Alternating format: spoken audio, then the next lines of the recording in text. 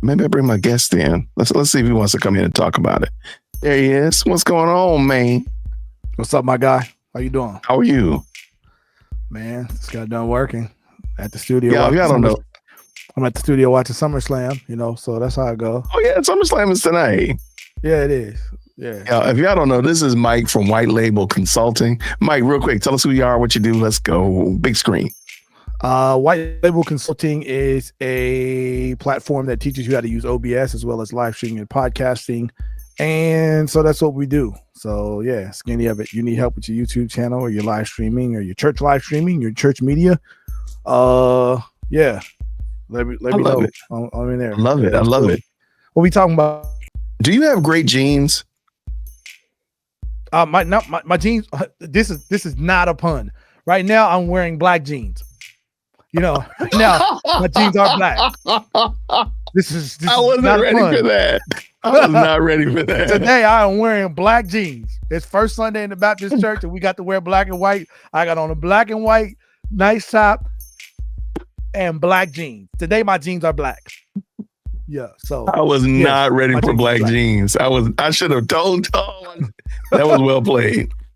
All right, Mike. 250. You got black jeans on. I got blue jeans on. My jeans are black today. Yeah. That is hilarious. All right. So you got any opinion about the American Eagle Sydney Sweeney dust up? I saw the commercial after everybody made a fuss about it. I think it was I work in marketing, or maybe not high level marketing, but I work in marketing enough. I didn't think there was too many things wrong with the catchphrase. I think that, a certain party wants to be offended at everything.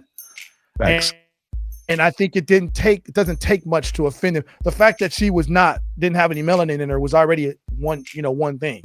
It's almost like if you are not melanated and pretty, you have a problem. No matter what color you are, they're going to have a problem with you. And so I think that was the first thing. The second thing was, I think that, Mark Lamont Hill started talking about eugenics and stuff. Negro, please. I don't know where you got your degree from. Like, it's just crazy I watched him complain about it. I watched somebody else complain about it. I watched the Pierce Morgan thing. I watched a few things about it. You just want to be offended by everything, right? Now, he's on the Joe Budden podcast on a regular basis. None of what you guys talk about, which is highly offensive, offends you. But this little non-melanated snow bunny who's working on a car has you so up in arms that you think that Hitler will get up from the grave and be reincarnated and start cloning little white girls. Like, you literally work on a podcast that is offensive. I mean, it's all the way offensive. It's all the way offensive. And this ad drove you to saying that the master race and what eugenics and, saying that it's racist because, when you hear good genes, like we have the same conversation in the black community, right? When somebody has nice hair, what we say? Hey, you must got some Indian in you. You got good, you got some good hair. The black community has the same thing. I'm sure other races have different insider things that they talk about. So this, I don't know. I didn't think anything about it. I think they just wanted to be offended. I know The View almost had a conniption. All of them had heart attacks about it. So heart palpitations. Really. I think what it is that we are in a place now where the less melanated white people cannot be proud of anything. They can't be proud of they can't be proud of being born American. They can't be proud of having a mom and a dad and 2 kids. They can't be proud of the fact that they got natural features from their ancestors. Nothing. They can't be proud about nothing. It is the Eminem line from 8 Mile. This guy thinks he's a gangster. His real name is Clarence, and Clarence had a real nice home with really good parents. That's really not a knock against Clarence. So now you're talking about Poindexter. Poindexter has a nice home. Poindexter's parents have credit. Poindexter's nice looking. It's racist for a non-melanated person to succeed because we are still behind. That's what one of the commentators said. Well, we're still behind in this country, so you shouldn't celebrate the things that are keeping us behind. Sydney Sweeney's not keeping you behind. No, and because I was gonna watch, I watched and I've done several videos about this, and there's a gentleman, he's kind of dry, but he does really good commentary. Dr. Sweeney Analysis. Okay. What's his name? Dr. Todd Grande. He's doing a Sweeney Analysis.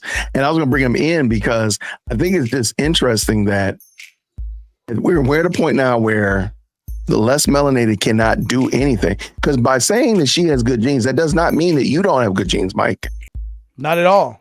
No. And I told people before, I said, my mom has pretty spectacular genes because she's 75 plus polio survivor, and she still drives and she still does everything that she does.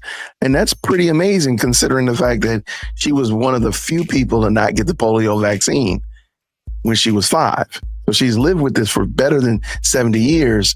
She's got pretty good genes. And it don't matter if Sydney Sweeney has nice genes, GENES or JEANES. I can't spell all of a sudden. It don't matter.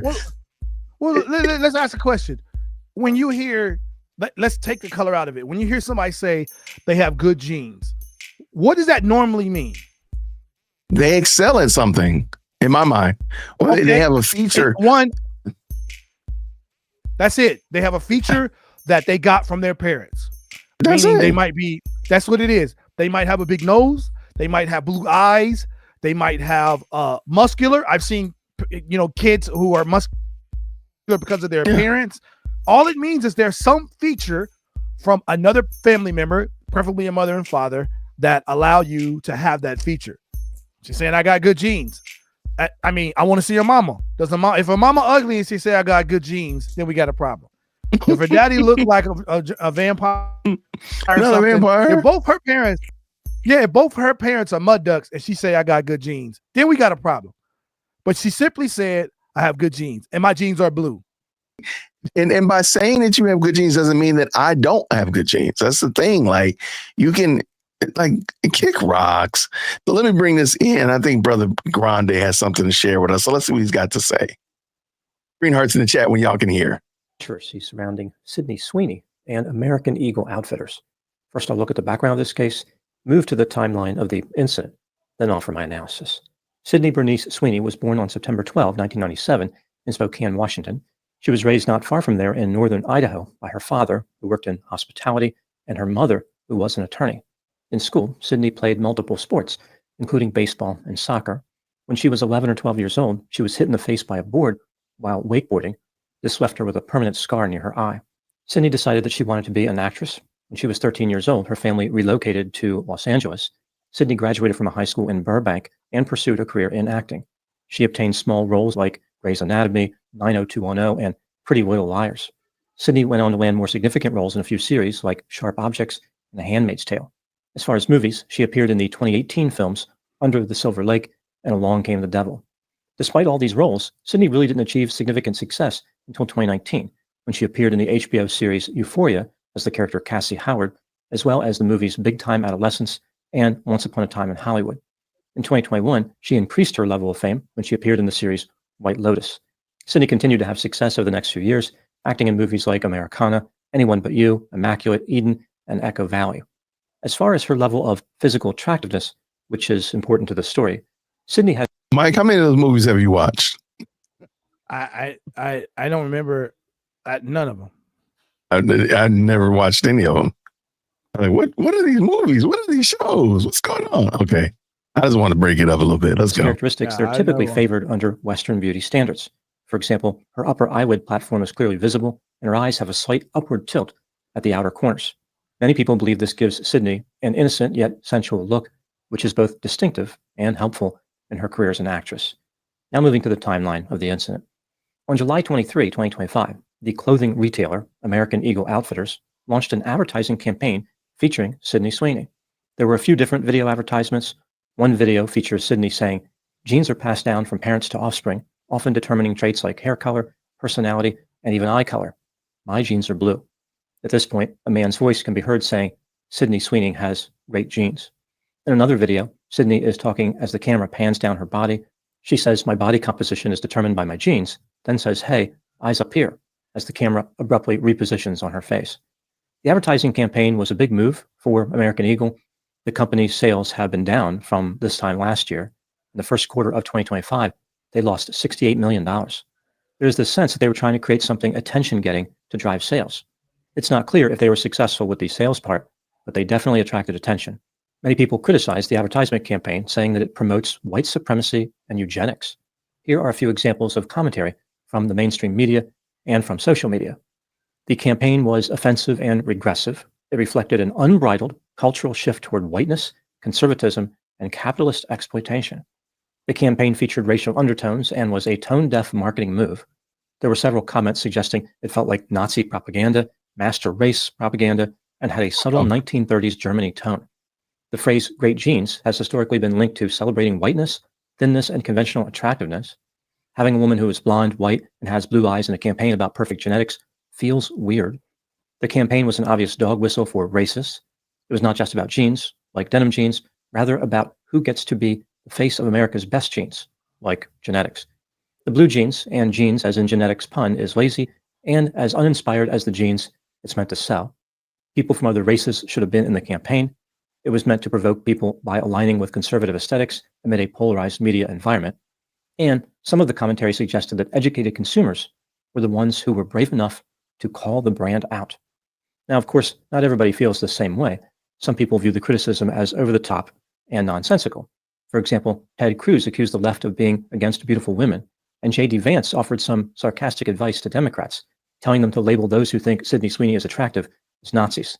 That is the perfect way to connect with young American men for the midterms.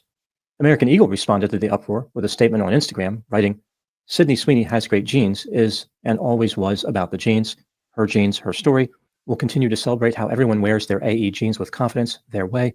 Great genes look good on everyone." Now moving to my analysis. Here are my thoughts on a few areas that stood out to me in this case. Item number 1. How many people are on each side of this advertising campaign issue? Is this really the rebirth and re-empowerment of the cancel culture, or does this involve only a small number of upset people? There's no way to know for sure, but an opinion poll conducted by the marketing research company YouGov may provide some insight. They reported that 52% of American adults believed the advertisement campaign was appropriate, 16% felt it was inappropriate, and 32% Sorry about that. were not sure. 16% represents a substantial number of people, but it falls quite short of a renaissance of wokeness. I think the greater insight into the situation comes from the 32% figure, the number of people who are uncertain. This highlights how the topic is confusing. People aren't sure what to make of these cultural flashpoints that have been igniting so frequently. Is it time to be joyful with jeans or ditch the denim? They don't really know. Item number 2, will this controversy be good for American Eagle? Will this sell more denim jeans, or is it a disaster for them? Some people have praised the company's refusal to back down from the campaign as an anti-woke triumph, the dawn of a new era, one that is free of the cancel culture. I don't know if I would go that far, but it seems pretty clear they cannot take this campaign down. They are better off standing their ground. The backlash against them for retreating would be severe, because they would be caving in. It would appear cowardly. American Eagle needs to avoid making a commitment to be more aware of their implicit bias or anything that even resembles an apology. That would be the kiss of death. Right now, they're actually riding a wave of free publicity. Some of it may be negative, but I don't think that really matters. It's hard to imagine that anyone is actually going to cancel their plans to buy American Eagle products based on this campaign, but many people may be motivated to support them. Now it's not just about blue jeans, it's about fighting wokeness. Item number 3, what do I think happened in this case? This is just a theory, my opinion. American Eagle fully understood that the denim jeans and genes, as in genetics, play on words, could lead to some problems. Maybe they didn't think it would blow up like it did, but they must have known that it was not particularly clever wordplay, and it came with some risks as far as offending the woke crowd. Even so, what they did was not truly offensive. It was just an advertising campaign from a struggling clothing company who was trying to reinvent themselves. There's a significant difference between tacky and signaling the beginning of the apocalypse. For the cancel culture nonsense brokers who exist in a permanent state of being offended, the advertising campaign opened the door for more complaining. The core of the cancel culture belief system is very similar to the thought process of conspiracy theorists. Both groups believe they are inherently special, and they have an incredible ability to perceive threats that other people cannot perceive. They may even refer to this as a magical power or as a gift. Normal people look at the campaign and see a young and popular actress getting paid to help a struggling company with an edgy ad. Those who adhere to the cancel culture ideology see something completely different. They see a threat to democracy. They see the beginning of a plan to annihilate anyone who doesn't look like Sydney Sweeney. There are no degrees or levels for the cancel culture. Every perceived offense by someone conservative signals the destruction of civilization. I can only imagine that when they drive vehicles, their foot is fully on the brake or fully on the gas. From a statistical point of view, they only believe in the ordinal scale of measurement. One thing can be rank ordered as worse than something else, but the degree to which it is worse cannot be specified. Nothing in the world can be measured on the ratio or interval scales, like with numbers. The cancel culture not only believes that a catastrophe is just around the corner, they believe that calling out offenders is the only way to prevent this upcoming disaster. They have a special power and therefore a special responsibility. Given their tendency to take things to the extreme, again, there are no degrees, they often invoke unthinkable tragedies in history, like the rise of Nazi Germany. Everything gets compared to that time. It seems pretty clear that many of the cancel culture nonsense brokers have never actually studied the history of World War II or what led up to it. The rise of Nazi Germany involved a combination of factors which were not particularly subtle. For example, one-party rule, a violent suppression of dissent, propaganda campaigns explicitly rooted in racial purity, militarization, expansionism, and an openly stated ideology of hate. The cancel culture promoters believed that if they were alive right before World War II, they would have called out the evildoers and prevented the unimaginable tragedy which followed. They would have been aware of the threat when no one else was. In reality, many people were already aware of the threat, but a number of factors, including isolationism, political inertia, and fear, led to inaction. Maintaining a warped perspective, the cancel culture advocates sincerely believe they are preventing fascism in the present by pointing out potential insensitivity in advertisements for denim jeans. To them, there is no continuum. One day there's a cultural shift away from liberal values. The next day, the world is at war. It is important to be vigilant, but not everything that people dislike is a sign of fascism. That kind of inflation dulls the impact of real warnings. There are genuine reasons to be concerned, but if everything is labeled as hazardous, then nothing is. Overreaction can be just as corrosive as silence.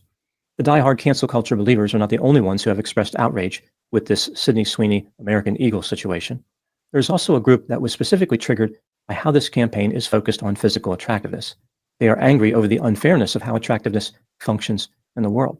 Research has repeatedly illustrated how being physically attractive imparts a tremendous advantage in society. For example, attractive people earn about 10 to 15% more than their less attractive counterparts after controlling for education and experience. They are more likely to be interviewed, promoted, and hired. People rate attractive individuals as more trustworthy, confident, healthy, energetic, and likable. They have greater success with dating, they get higher grades in college, and they are less likely to be interrupted or dismissed in conversations. This tremendous advantage can lead to envy by those who are less attractive.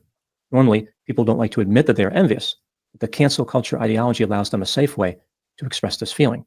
They can disguise their true feelings by pretending that they're trying to prevent fascism. In the end, whatever the reason someone joins the cancel culture, there is this sense that the party is over. The current societal attitude toward this ideology is negative.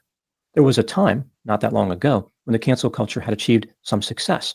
When it was new, the shock and awe campaign against celebrities, including social media influencers, took everyone by surprise. There was a moment when cancel culture almost seemed legitimate to some, but that time is over. The nonsense brokers are desperately trying to hold on to a time when they had power. They are desperately clinging to an increasingly ineffective ideology, which is slowly fading into nothingness. The cancel culture is not dead, but it is heading in that direction, and it does not have the impact it used to. The sad part of all this is how some people genuinely wanted to have a legitimate dialogue about the issues of race and attractiveness. With the cancel culture interfering, that's nearly impossible, because everyone who is critical of the advertising campaign will be dismissed as part of some manufactured woke outrage. The cancel culture has not only failed, it has caused a wholesale dismissal of left-wing critics. The extreme actions of a few have harmed everybody. The cancel culture advocates have been complaining about an impending danger to people having their voices heard. Ironically, the danger came from them. Those are my thoughts on the controversy with Sydney Sweeney and American Eagle Outfitters. Thank you so much for watching. I'll talk to you soon. What you think, Mike? What you think, Mike? Well, first of all, I need some water because he was dry. He's not. He does not try to. I feel like it is very monotone through hot sand in the desert. I think it was pretty spot on. And you know, while he was saying everything he was saying, I was listening. Then I went to her Instagram. Then I went to Google. I mean, she's like a 5, maybe 6, bro. Like, I mean, she's attractive. But if she was walking down the street, I would not be like, oh my God, look. it's almost like they made a big deal out of nothing. Let me walk it back. I'm not saying she's a 5 or 6 because I'm trying to be mean. I'm saying that the deal that they made over this girl and these jeans is crazy. You would think that she was like just a perfect 10, drop dead gorgeous, voluptuous. Like she's a very beautiful girl in a manufactured way for Hollywood. And I think your man summed it up in a very succinct, a very complete way where it was able to cover every aspect. I don't see anybody that could argue with him. I don't see one thing that he said other than, you might make a little bit more money if you look better. I mean, but I guess the statistics say you make more money than me then, right, Mike? Yeah. You make more money than me. I got you. No. I'm ruggedly handsome, but not a you got black jeans. Pay increase. You know what I mean? Yeah, I got black jeans. I do have on black jeans today. Yeah.